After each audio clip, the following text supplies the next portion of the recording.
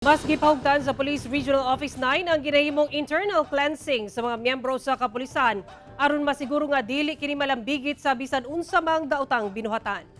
Gibutiag sa PRO-9 nga dunay hard and soft internal cleansing ang ginahimo karon alang sa mga miyembro isip pagpahugot sa moral integrity sa kapulisan.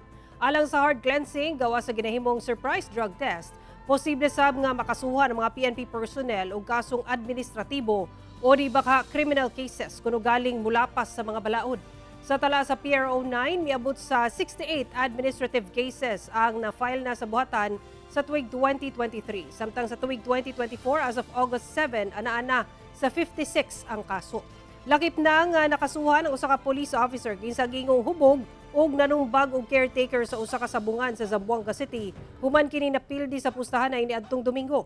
Isip soft cleansing, nagpadayon sab ang ginahimong moral and recovery program sa PRO-9 kung asa nalakip na dinhi ang counseling sa mga PNP nga dunay mga bugat nga problema.